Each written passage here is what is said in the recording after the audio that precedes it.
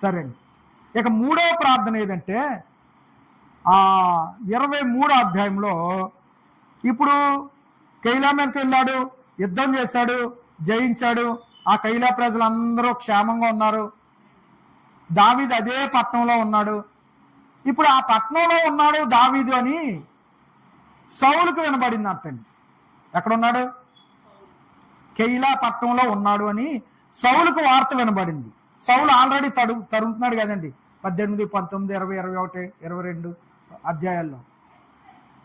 ఇప్పుడు దావీదుకు సౌలుకు మంచి ఛాన్స్ దొరికింది. ఆ పట్టణానికి ప్రాకారం ఉంది, ఆ పట్టణానికి ద్వారాలు ఉన్నాయి, ఆ పట్టణానికి తలుపులు ఉన్నాయి, ఆ పట్టణానికి గడియలు కూడా ఉన్నాయి. అర్థమైందండి? అడ్డగడి వేసిన తర్వాత అందులో పిట్ట బయటికి వెళ్తే పిట్ట లోనకు రాదు, అంత పగడబందీగా ఉన్నది ఆ పట్టణం. అందులో ఉన్నాడు ఎవరు? దావీదు. ఇప్పుడు మీరు చెప్పండి, సౌలు కనబడింది.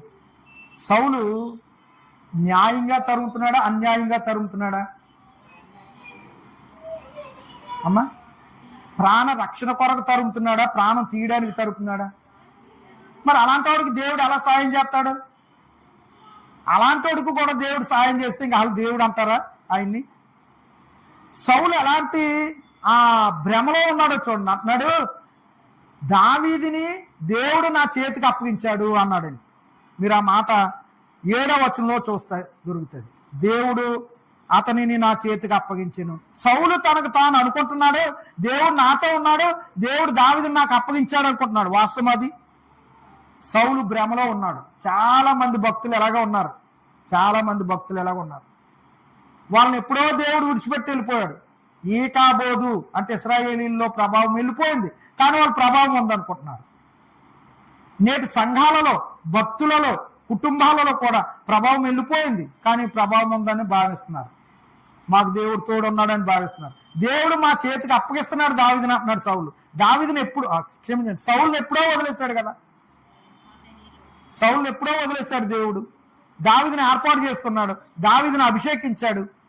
మరి ఇంకా దేవుడు నాకు అప్పగిస్తున్నాడు అని చెప్తున్నాడు. మంచి చేసే వరకు మేలు చేస్తాడు, కానీ కీడు చేసే వరకు మేలు చేస్తాడా దేవుడు? ఇప్పుడు సౌలు ఈయన ఈ పట్టణంలోకి వచ్చి నన్ను పట్టుకుంటాడని నాకు రూఢిగా తెలుస్తుంది అన్నాడు దావీదు. ఎవరో వచ్చి చెప్పలేదు, కానీ సౌలు వచ్చి నన్ను పట్టుకుంటాడని నాకు రూఢిగా తెలుస్తుంది అన్నాడు. అర్థమైందమ్మా? దావీదుకి 6th సెన్స్ అంటారు. ఉంటుందా? ప్రతి మనిషికి ఉంటుందా, ఉండదమ్మా? నేను పోయిన వారం ఎప్పుడో చెప్పినట్టుకున్నాను మీకు. జరగబోయే సందర్భం మనకి ఇంచుమించుగా ఒక అవగాహనకు వచ్చేస్తుంది. నాకు ఏదో కీడు జరగబోతుందండి, నాకు మనసుకి అలాగ అనిపిస్తుంది, ఖచ్చితంగా జరుగుద్ది. అవును, నేను అనుకుంటాను ఉన్నాను, 2 రోజులు మట్టి సిగ్నల్ వస్తుంది అనమాట. దీన్నే 6th సెన్స్ అంటారు. ప్రతి వాళ్ళకి ఇది ఉంటుందండి. దావీదుకి కూడా అదే ఉంది. చాలాసార్లు మనం నాకు ఏదో జరగబోతుంది అనుకుంటున్నానండి, నిన్నటి నుంచి ఏం బాగాలేదు, ఎడం కొన్ను కొట్టుకుంటుంది అంటారు. అది కదండి, ఎడం కొన్ను కొట్టుకుండేదేమో నరాల బలహీనత వల్ల.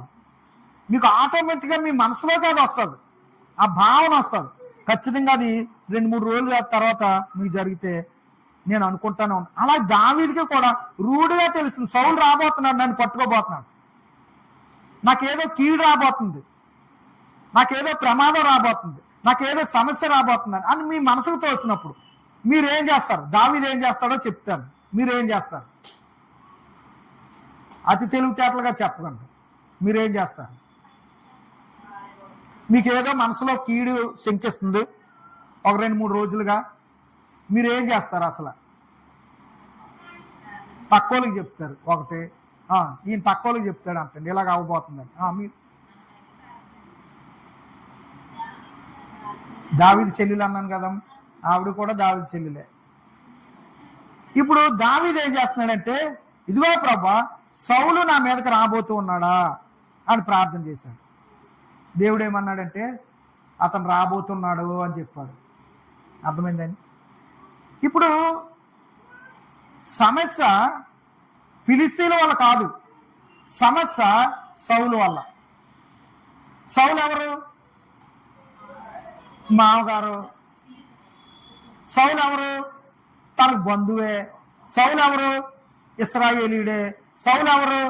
వాళ్ళ గోత్రాల్లో ఒక ఆయన కదా. ఇప్పుడు దావీదుని చంపాలని చూస్తున్నవాడు ఎవరు? సౌలే.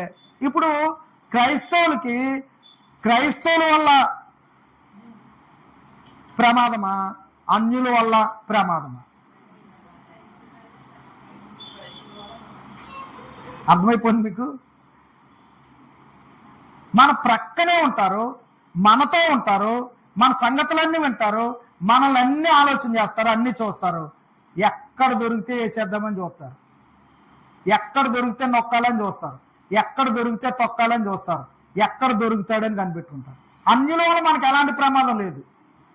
మన తోటి సహోదరుడి వల్లే మనకు ప్రమాదం, మనతో ఉన్నవారి వల్లనే మనకు ప్రమాదం. మనమేమనుకుంటాం, మన తోటివాడే కదా అని మన విషయాలన్నీ చెప్పుకుంటాం. ఆడేం చేస్తాడంటే అన్ని స్వాధీనం చేసుకుంటాడు. మనం ఎప్పుడు బలహీనమయ్యామో చూసుకుని అప్పుడు మన మీద దాడి చేస్తాడు. క్రైస్తవుడికి హాని క్రైస్తవుడి వల్లనే తప్ప అన్యుడి వలన ఎంత మాత్రం కాదు. మీకు మాట చెప్తాను, అన్యుడు ఒకవేళ మనకి ఏదైనా నష్టం చేయాలని వస్తే బాబు క్షమించండి తప్పు అయిపోయిందంటే వదులుతాడండి. ఒక క్రైస్తవుడు తోటి సహోదరుడు అయ్యా తప్పైంది క్షమించంటే అసలు క్షమించనంటే క్షమించనంటాడు. అర్థమైందండి? క్షమించనంటే క్షమించనంటాడు. ఎంత ప్రమాదకరమైన వాతావరణంలో ఉన్నారో క్రైస్తవులు చూడండి. యేసు ప్రభుతోనే ఉన్నాడు, 3.5 సంవత్సరాలు ఆయనతో తిన్నాడు, ఆయనతో నిద్రపోయాడు, ఆయన సేవ చూశాడు, ఆయన ప్రార్థన చూశాడు, ఆయన పరిశుద్ధత చూశాడు, అన్నీ చూశాడు. సమయం వచ్చాక ఏం చేశాడు? అమ్మేశాడు. అంతే. పక్కన ఉన్నవాడు వల్లే ప్రమాదం. ఎక్కడో దూరంగా ఉన్నవాడు కాదు, యేసు ప్రభుతో ఉన్నవాడు, యేసు ప్రభు మహిమలు చూస్తున్నవాడు, యేసు ప్రభు గొప్పతనాన్ని చూస్తున్నవాడు, అన్నీ ఎరిగినవాడు. సమయం దొరికాక ఏం చేశాడు? అమ్మేశాడు. జాగ్రత్త. తోటి సహోదరుల వల్లే మనకేం కలుగుతుంది? నష్టం, ప్రమాదం ఉంచుంటుంది. అంతేగాని మనం ఏం చేయాలంటే అలాంటి వారి కొరకు ప్రార్థన చేయాలి. ప్రభా, వాళ్ళ కోసం, వాళ్ళ విషయంలో నాకేదో కీడు రాబోతుంది, వాళ్ళ విషయంలో నాకేదో ప్రమాదం రాబోతుంది. అర్థమైందండి? నాకు ఒక నెలకు ముందు నుంచే నా మనసు చెప్పేస్తుంది. అక్కడున్న పరిస్థితులు, అక్కడున్న మార్పులు, అక్కడున్న చేర్పులు ఇవన్నీ చూసినప్పుడు నాకు అర్థమైపోతుంది ఇదేదో తేడాగా ఉంది అని. నేను ఎప్పుడో కాగితాల మీద రాసుకుంటాను ప్రసంగం. అలాంటిది ప్రసంగం ఏం చేస్తానంటే పుస్తకం మీద రాసి ఆ పుస్తకంలోని చక్కగా రంగులతో రాస్తూ అందంగా రాస్తున్నాను. అప్పుడు అంటుంది నా మనసు, తర్వాత నీకు సెలవు సీట్ వచ్చేది, ఈ పుస్తకమే నీకు బయటకు వెళ్ళినప్పుడు సేవకి. ప్రసంగాలు సిద్ధపరచుకుంటున్నాను నేను చక్కగా అందంగా ఒక పుస్తకంలో. నాకు అర్థమైపోతుంది ఏదో జరగబోతుంది. నా వెనకాల జరుగుతున్న రాజకీయం, నా వెనకాల జరుగుతున్న కీడు, నా వెనకాల జరుగుతున్న ఈ ప్రమాదం నాకు ఆల్రెడీ ఒక నెల 2 నెలల ముందు నుంచే అర్థమైపోయింది. ఖచ్చితంగా నా మనసాక్షి ఏం చెప్పిందో అదే జరిగింది అక్కడ. అర్థమైందా? ఖచ్చితంగా ఏం జరిగిందో అదే జరిగింది. అంతేగాని మన రహస్యాలు ఎరిగిన వారు, మనల్ని ఎరిగిన వారే మనం తొక్కేస్తారు. ఎక్కడో బయట నుండి రాడు అవడం. ఇంతకీ ఇస్కరియోతు యోధ అంత కఠినంగా ప్రభువుని అప్పగించడానికి కారణం ఏంటంటే వాడు మనసులో, వాడు హృదయంలో సాతాను ప్రవేశించెను అన్నాడు. ఎవరు ప్రవేశించారు? ఈ సహోదరులు అనబడిన వారు మన మీద తిరుగుబాటు చేస్తున్నారంటే వాళ్ళలో ఎవరు ప్రవేశిస్తాడని సాతాను ప్రవేశిస్తాడు. అదండి. అలాంటి వారి కొరకు పసికట్టి ఉండాలి, ప్రార్థన చేయాలి. దావీదు నాకు ముందుగా తెలిసింది, నాకు రూఢిగా తెలిసింది, ఖచ్చితం సౌలు రాబోతున్నాడు ప్రభా, ఏంటి పరిస్థితి, వస్తున్నాడా లేదా అసలు, లేకపోతే నా భ్రమ అని ప్రార్థన చేశాడు. అక్కడ అంశం లేదులేండి. ప్రభు అన్నాడు సౌలు వస్తున్నాడు అని చెప్పాడు. సరే సౌలు వస్తే రావచ్చు. మరి ఈ పట్టణంలో ఇక్కడ సహోదరుల కొరకైన ప్రార్థన మూడవది. ఏ ప్రార్థన అమ్మా?